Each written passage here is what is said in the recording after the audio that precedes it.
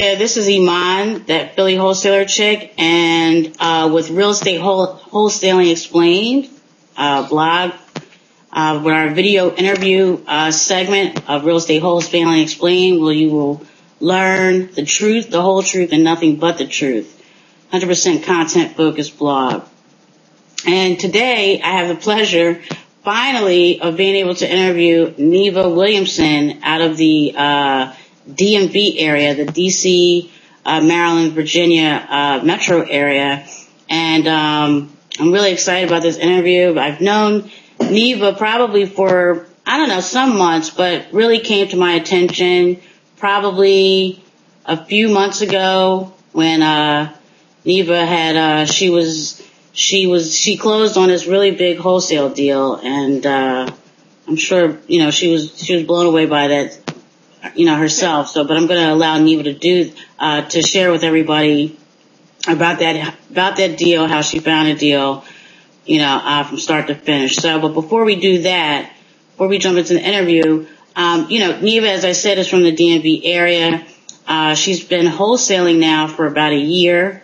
And recently she's become a full-time wholesaler, just under 2 weeks now. She was fortunate enough to be able to leave her 9-to-5 job as a portfolio manager, correct, Neva? Is that correct? What you were doing? Yeah, that's what I was doing. Yeah. Right.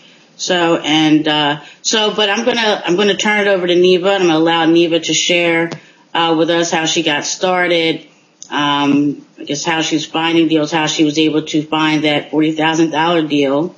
And then there's another deal that she just did. Fortunately enough, I had the opportunity to interview her after becoming a full-time wholesaler, and she closed on a deal the same day, her very first day as a full-time wholesaler. So I'm going to turn it over to you, Neva, if you could just share with us how you got started and all that good stuff, and how you found the $40,000 deal, and give us the details about that. So. Okay. How did I get started? I was investing in real estate, doing rentals since like 2006, and I started wholesaling. Actually, I didn't really know what wholesaling was. I signed up with a local mentor here because I was really I wanted to start doing rehabs. And he had suggested to me that I start doing wholesaling since I really didn't have a lot of cash reserve. Because he doesn't suggest that you do start doing rehabs until you really have some cash. So that's how I started wholesaling with his name's Tom Zeeb. He started showing me how to market and how to wholesale. So I closed my very first deal. That was February of last year. Is when I closed the very first deal. And then I stopped for a little while after that because I got sick, had a baby, and then I started up again November of last year. And that's when I actually got the $40,000. Well, that's when I started communicating again with the guy that ended up being the $40,000 deal. Because I sent him an email newsletter. And I was sending it like monthly, and he responded and said, this was my second time actually talking with him because I had sent him a postcard. Actually, I sent him a postcard. He was in the same pile for my first deal. The same group I marketed to with those postcards, he had received a postcard from that mailing. And then, so now I was sending him an email newsletter. So this was like his second or third time hearing from me. And then we ended up coming to a deal that was, I think we ended up agreeing on the price in February, and then we closed like early April because he wanted to come out here because he was in California. So I had to wait like a month afterward for him to come out here, get his stuff out the house, and then we closed. Okay. So can I just interrupt you for a second, Neva? Mm-hmm. Now, you said he was a part of an email newsletter. Initially, I don't know if you want to share this or not, but what kind of list were you targeting? Because you don't have to say where. I was sending, they're all absentee owners. That's the only thing that I really market to is everything that I do is just absentee owners. At least so far, I haven't really gotten into anything else. Okay. So how did you, now you said you have an email newsletter. I mean, how did you come about, I guess, having this person's email address to even send them an email? Oh, because the first time I mailed, maybe the first or second time that I mailed to him, he actually had responded, and I made him an offer then. Mm-hmm. And so I had gotten his email, from that communication with us going back and forth trying to agree on a price. So I had his email from the first communication a few months prior, but we couldn't agree on a price. And then he had decided to just do the construction, do the renovation himself, hire contractors and just get it done and then sell. He was saying, he would make more money if he just did it that way. Mm-hmm. But I guess then, months later, I reached out to him again and he still hadn't done the construction. So I guess he probably started thinking, hey, I really need to do something. Months have passed. I still haven't done anything. And the house at this point was empty. Mm-hmm. So, it's just sitting empty. I guess he figured, I need to do something. Okay. What condition was well, let me just ask you a question. So everybody, initially, when you make contact with these people, I guess you're sending either a letter or a postcard. They call you. Are you getting that information, an email address from them during your first initial contact, Neva, or how's that?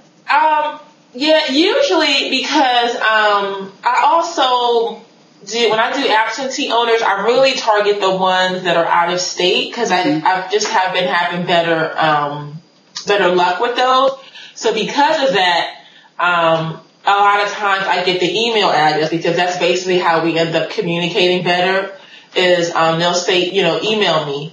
Because for instance, this guy, he was on the West Coast, so we were already in different time zones, so email just worked better than us trying to call each other. Right. So, but now that I started the email newsletter, I really try to get their email address now so that if we don't, make a deal, I can still keep in touch and it's not as expensive as sending a postcard because postcards add up. Right. Okay. So what you're doing, so then essentially you're just taking those email addresses down and then entering them, I guess, in an autoresponder to then email these people? Right. Yeah. And then I send a monthly newsletter and, just a reminder of, I'll put little articles in it, because they're all landlords. So I'll send landlord tips and things that are helpful. I don't just send something saying, I want to buy your house. Right. I just put a lot of articles in. Right. Because I figure if I do that, they're going to get annoyed. Right. I don't want to send something every month saying I want to buy your house. They're like, okay, this girl is crazy. Right. So I send I put helpful articles in it, and then I'll have hey, a reminder, I'm still interested in purchasing your property. Right. So that's how I do. I think that works out better. Right. That's awesome. That you're doing that. Now, I guess back to the property. With the number of bedrooms, that type of thing, what kind of condition was the property in? And I guess, it was a pretty big house actually, because it was 5 bedrooms, so it's pretty big. Right. And it needed renovation. It wasn't, actually the top level of the house was livable. It would still need to be renovated, but it was livable. The lower level, that definitely needed, majority, most of the renovation. But because of the neighborhood it was in, right. Some more upper class neighborhood. So, anyone that would really go in there would totally renovate the entire thing, granite countertops, stainless steel, it's just that type of neighborhood. Right. But, it was, a livable house. If someone just, really needed a place to live, it was livable, but it did need, to be comparable to the other units in that neighborhood, it needed renovation. Right. So what was the ARV for that area? That neighborhood, and I guess pretty much. Let me see. If I remember correctly, I know it was for something on that house. It was 400 something thousand, and I can't believe I forgot the numbers already. I think I had it under contract for 235. So it was the ARV was about 417,000. and then I had it under contract for $235,000. Wow, Neva, that's awesome. That's awesome. So I'm sure whoever purchased it from you probably was thanking you. With all it's so funny. It's so funny. The guy that purchased it from me, he does renovations. He's actually a licensed contractor. He ended up keeping the house. He said he liked the house that much that he actually decided to keep the house. Wow. And like move in, yeah. Right. That's cool. I mean, you know what I mean? That's what you definitely call a steal of a deal. Yeah. You got it for $235, and it was somewhere in the neighborhood of $400,000 plus. Yeah. After it's repaired and things like that. So. Yeah. So essentially, I guess from November until what you're saying, April, right? It took you to get that whole thing wrapped up?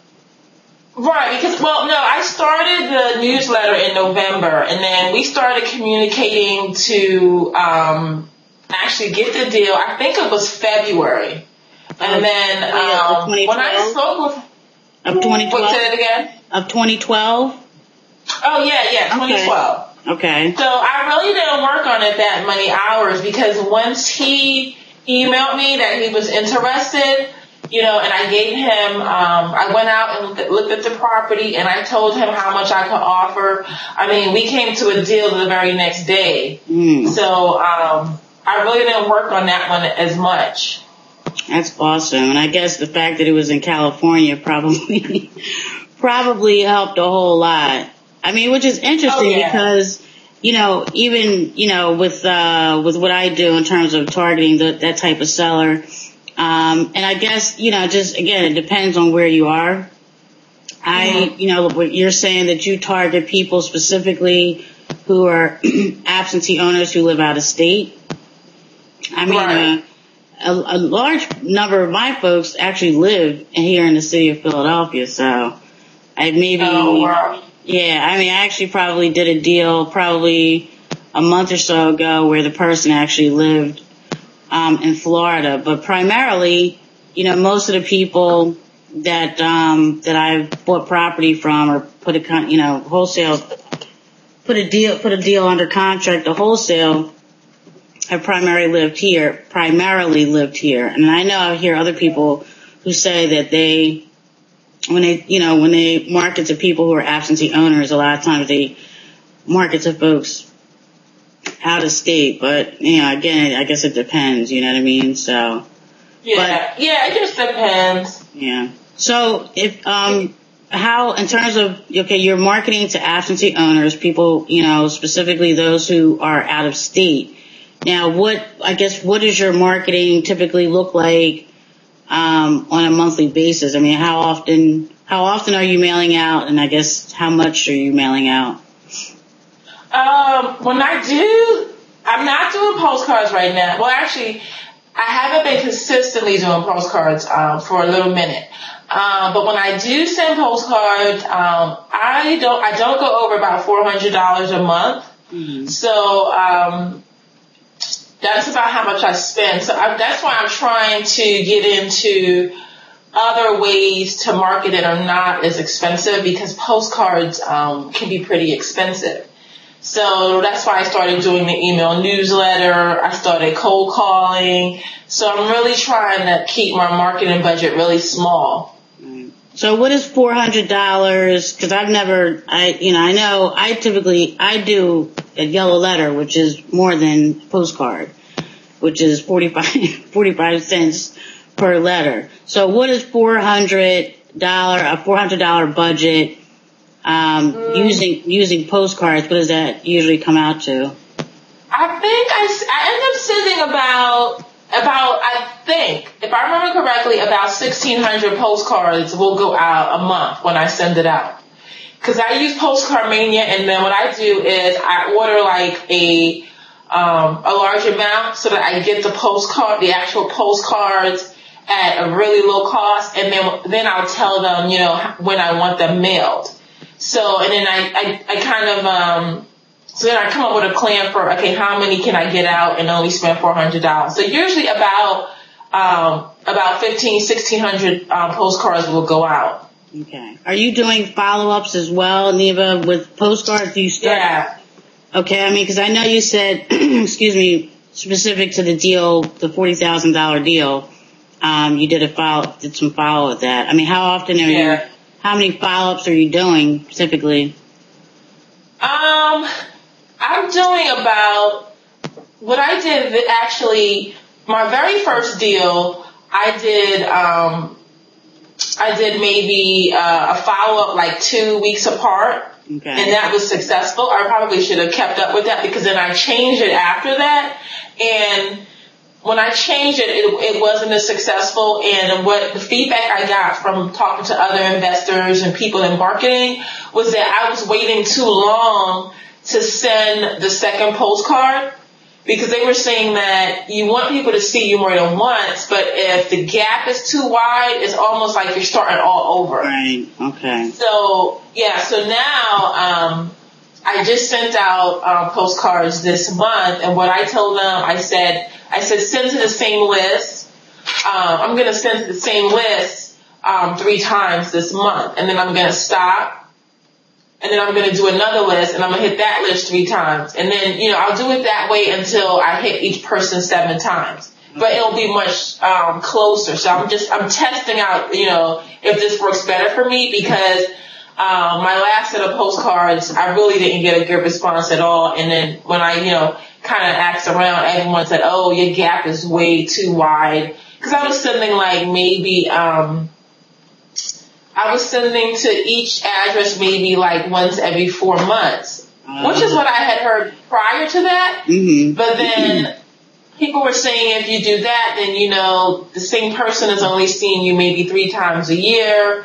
They were saying they really think that was too low. They thought it was too far apart. So I said, okay, I'll change it. So that's why I had stopped my postcard mailing, to kind of analyze, I don't want to just keep spending money and I wasn't getting the call volume I expected. So I just changed it to this one, so I'm going to see how this goes. Okay, well, which is, I guess leads me to my next question. Excuse me. When you mail out the first time, well, I mean, you've done both, yellow letter mail. No, I've never done the yellow letter yet. Okay. Well, in terms of the postcard marketing, when you're mailing out the very first time, I mean, are you getting a pretty high response rate, or do you kind of have an idea of what that response rate is? I don't even know what the response rate is, but when I first started doing postcards, I was getting a lot of calls. Okay. And for some reason, when I started back marketing again, for some reason, I just didn't get a good response. I don't know why. Maybe it was the list. Maybe it was the list. I don't know, you may not, I don't know if you want to say where you're pulling your list from, but, I don't know if it was, well, actually when I started again, I was mailing to the same list. I don't know, because I'm mailing to, most of these people are, free and clear. So I know one of the things is that some of these people, they own a house free and clear, so they may not be that motivated because they don't have a mortgage. But then, I hear other wholesalers are marketing to free and clear and you're getting a good response. Yeah. So I really don't know what happened, but for some reason, like I said, when I started back doing postcards, I mean, when I first sent postcards, I was getting like, 40 calls, 50 calls easily. And then when I came back and started, mailing again, I don't know, I was getting like, 1 call here, 1 call there. I was like, wait a minute, like, I can't send postcards to get 1 call. Right. So, so that's when I was like, let me analyze what I'm doing because, maybe, I'm doing something wrong or something. Right. That's why I stopped and started doing something else. Are you using a list service, Neva, or? I got the list from ListSource, listsource.com. Okay. Right. Yeah. Okay. So yeah, you are using a list source.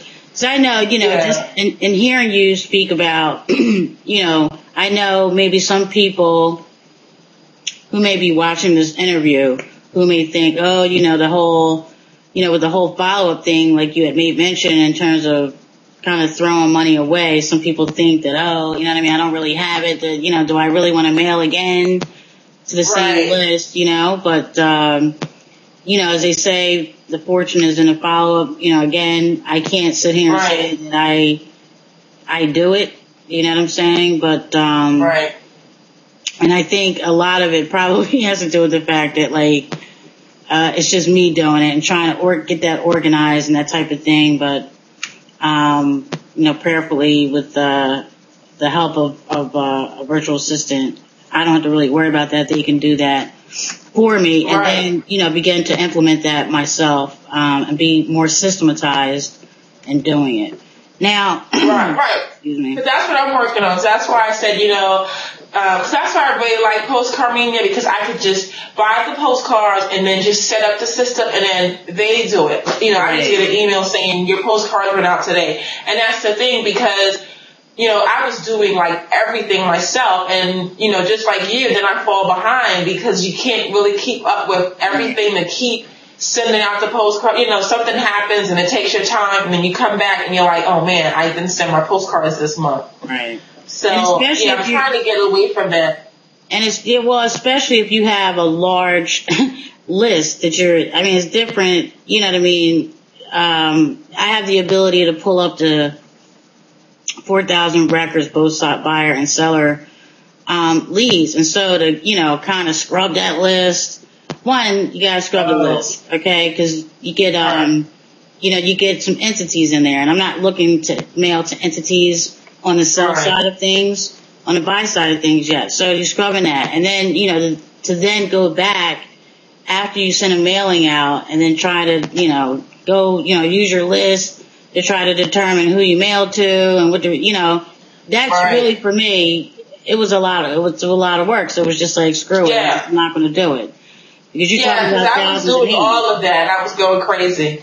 Right, exactly. So now I'm like, okay, I have to, especially now that I'm full time, I'm like, okay, I'm just focusing on marketing, because I know I have to get my marketing, I have to get it like to just be on point. I need it to be just like a system, and I don't worry about it. And I just need it to, you know, I need to be able, like you said, like you're asking me, you know, what is my return on investment? And it's like, I don't even know because I haven't been, you know, really watching it. I've just been like, you know, I'm so busy getting the postcards together that, you know, I haven't been tracking all that. So now I'm really more focused on, you know, as soon as I see something kind of off, or I'm like, okay, I need to make a change because I know I'm not getting the amount of calls I used to, and really just analyze it more. So I just want it to be, you know, it could be much better. So. Right. Awesome.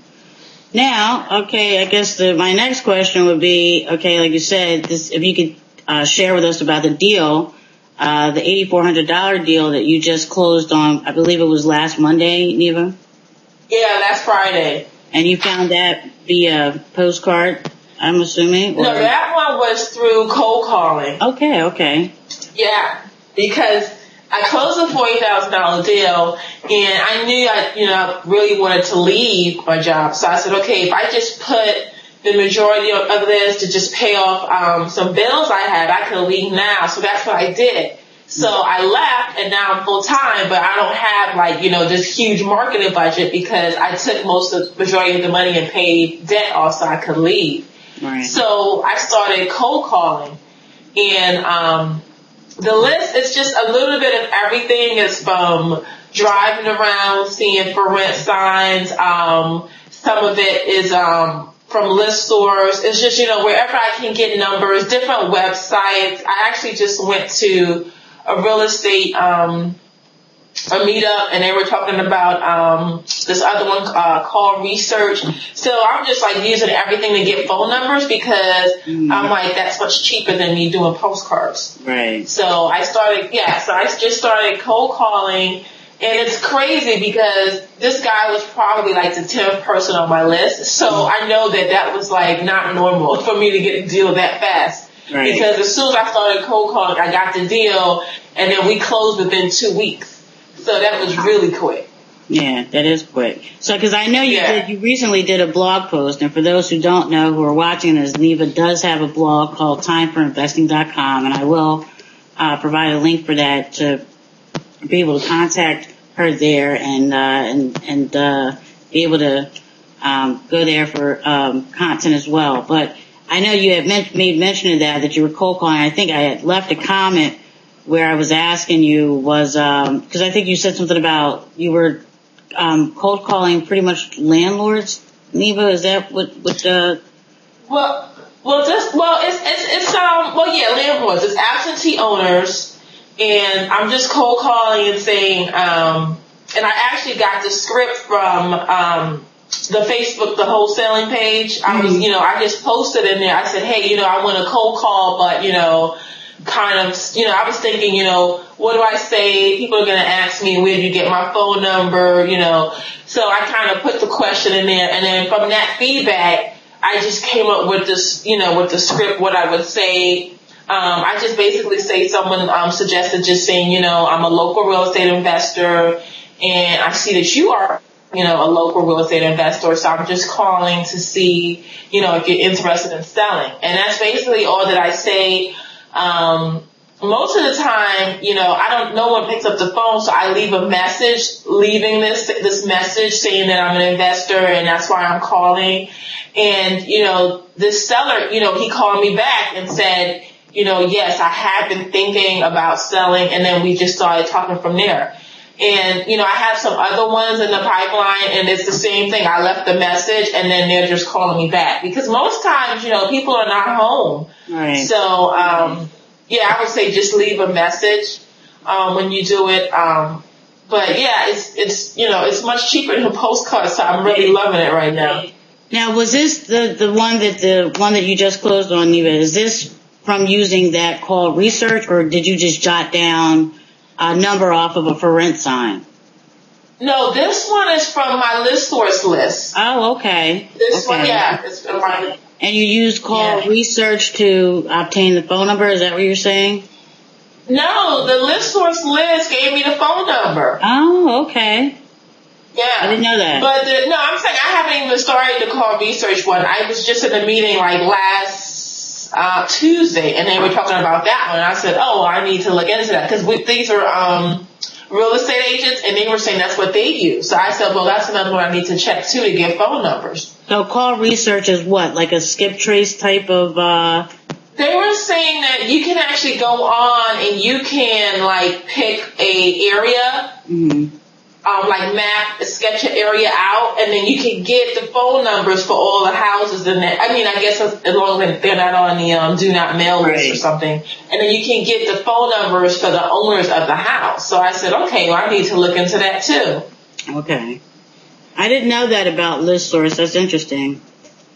Is that I didn't know either. You know what happened? Let me tell you, it's so funny. I had totally screwed up my ListSource list. Mm-hmm. And so I called to get help, and I was, telling them I don't know what I did. I had screwed up the list.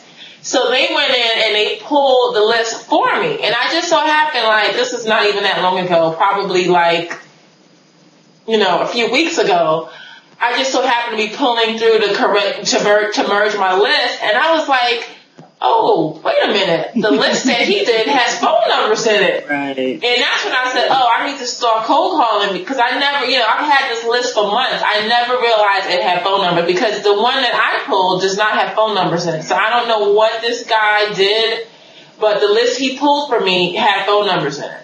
Well, that's, hopefully folks who are watching this, are hearing what you're saying, because I know even in that, group that we both belong to, I know I've seen quite a few comments by people who pull their list using ListSource, and I've had, I guess, some issues with it. So I guess essentially just pick up the phone and speak with the customer representative, I'm assuming, and have them pull the list for you.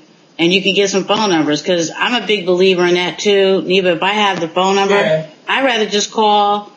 It's real simple, real basic. Just, for example, even with calling for rent signs. Hey, I say, what my name is. I noticed, that, you had a for rent sign, for a property located at XYZ property address. And I was just calling to find out if you were interested in selling the property. And then also turning around, and I got this from Marcel, so I'm not acting like I came up with this brilliant idea on my own. If they're not interested in selling, then finding out then, are they interested in buying more property? So really... Right, that's true because, because some of them are going to be people that are looking for more properties too because they are landlords. Right. So it really isn't... It's not very... It doesn't have to be a very involved script, so to speak. It's very conversational. Either they're interested or they're not. You know what I'm saying? Right, really, that's the thing, because people have been asking me for a script, and that's the thing. I don't have a script. It really just kind of turns into a conversation. Like, after I say, I'm a local investor, I see that you're a local investor, that's why I'm calling to see, if you're interested in selling, right now. That's it. Everything else that happens after that, it just depends on what their answer is. But I don't have a script. It really is just a conversation. Right, absolutely. And you'd be surprised because there's so many, folks who are landlords who got into the business of being a landlord are just exasperated at being a landlord. I mean, that's common.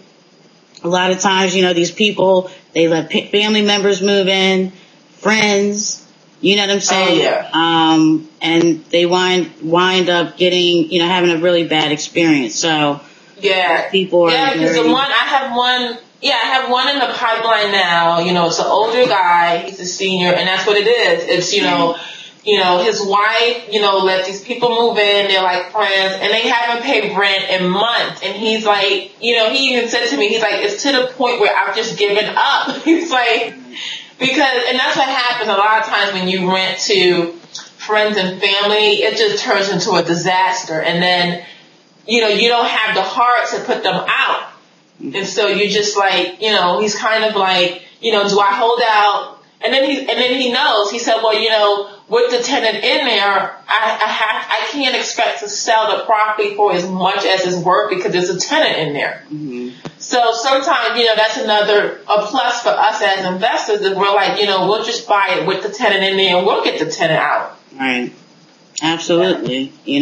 Absolutely. I mean, I can't tell you how many times, folks I've spoken to who, people who either called up off of a bandit sign or when I speak to them, based on some direct mail marketing that's the number one complaint is that they've, a lot of times have let family members and friends move in there and it just turned into a nightmare. So, hopefully, go ahead, Neva. I was going to say the other thing with cold calling that I really like that I didn't expect is that there's some people that we're going to send postcards to and they're never going to call.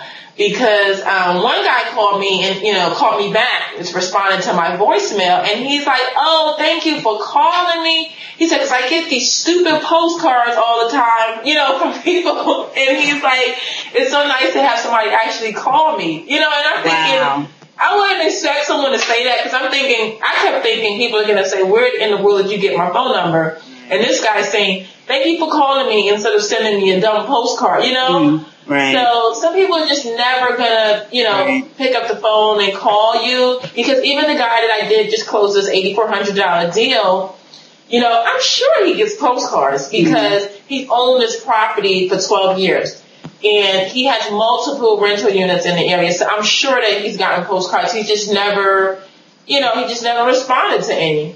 Right. Yeah, you'd be surprised. I mean, some of the response, I know even with, like I said, I do a lot of that's all I do is yellow letter mail marketing. And, because it's handwritten, a lot of times both from sellers and buyers who, people who appreciate the fact that it was handwritten, much like with you in a phone call, is that it's a personal touch. It's not, you know what I'm saying? Right. So, it's, I guess, kind of like out of the ordinary that somebody, took the time to write it out. And that, in the case of a letter. And two, with you, that you took the time out to pick up the phone and say, hey, I just was, I understand that you're an investor. I too am an investor. And, I just wanted to know because we're maybe, and this is another thing that you could say, we're buying in that area, especially if it's an area that you're zip code that you target. It's the truth. It's the truth, that we're interested, we're buying in that area. I saw your property, noticed that you owned it, and I just wanted to know whether you would be interested in selling the property. So it's really just as simple as that. Yeah, it really is. And people I haven't gotten back to all the questions I've gotten about cold calling. But one of the things, too, I wanted to mention with the cold calling is, you're going to get a little bit of everything. Some people have been saying, I'm so scared to call people. So I know some of it is probably a little easier for me because I used to be a telemarketer in college. Okay. But you're going to get a little bit of everything. You're going to get people that are, that want to have a full conversation about, what you do, and then, and at that point, some of the people, you may try to get off the phone because you're really trying to get, you're trying to make as many calls as possible because it's really like a numbers game. Right. And then, some people, are going to immediately say, oh, no, I don't want to sell. Some people, I had one lady, she said, oh, no, well, we're never going to sell because we'll never be able to afford a house like this, again, with no mortgage. Mm. So, you're going to get a little bit of everything. Like, I've only had one guy, as soon as I started talking, said, no, thank you, and hang up. Mm. But other than that, most people, one, because you're calling as an investor, they want to know, is the market looking up? They're asking you, like, what's going on? So you're going to get a little bit of everything, but I really haven't gotten a lot of, because I'm not calling, like, pushing a product. Mm-hmm. So I'm not getting, like, the usual, because like I said, I used to be a telemarketer, so I know when people can be really nasty, but because you're calling, to buy something from them, I'm not getting as much pushback as as I used to as a telemarketer trying to actually sell them something. Right. People are just trying to get the information from me, and then, or they're saying, a lot of people are saying, oh, well, let me take your number down, just in case I decide to sell later on. And so, you're just leaving your contact information. But most people are like, really, they just are like, they're either saying, no, not right now, but they're really being really nice. No one's like really like yelling and screaming at me or anything. Right. Well, this is, not to make this about this whole VA thing, but, you talk about the cold calling. It's like, if you're in a position, because, I'm actually getting ready to, my person's getting ready to start next week. If you want to employ this, this strategy, hey, you could pay somebody a couple bucks per hour. Oh, yeah. And they're the ones that are going to be, not the, but I'm just saying they would be, that would be their job. Just like it was your job as a telemarketer who hired you to make these phone calls. They didn't have to deal with it. You had to deal with it, and other people like you. So, if it is something that you want to employ, maybe you could, have a person, make the calls for you, those types of calls for you, along with. Right. Because that is what I'm trying to implement as well, because I have a long list. Mm-hmm. So, I want to get through the numbers as quickly as possible. And plus, like I said, most of the time, I'm leaving a voicemail because I don't get someone. And then I have to, I want to create a system where, I'm following up until I actually speak with somebody. I don't want to just, rely on the voicemail all the time. Mm-hmm. So I do need to put a system in place for that too. So that's what I'm saying. I'm learning now that I really need to automate more things because, even though I got a deal from that, I really can't expect to spend my 8 hours a day cold calling, because then that means I'm not doing anything else in my business. Right. And as you and I discussed, both, prior to and the group, it's like, you really want to take yourself outside from the inside business. A lot of times, like I know for myself, I just didn't know. Like I, posted that I didn't know where and how to even get started. You know what I'm saying? Like it's not an intuitive thing. But, but I know that having, like you said, having those systems in place, it just makes your life so much easier, and you're not spending, and then you're not getting behind and all that, all that comes along with you being, where I read recently about being the CEO/administrative assistant in your own business. You know what I mean? Right, so, because then that's the thing, because I was cold calling and then I got this deal. Well, then this deal, it took me, I worked a lot on this one. I probably put in a good 40 hours to close this deal because there was this deal had, just so many things that came up. So I really worked really hard.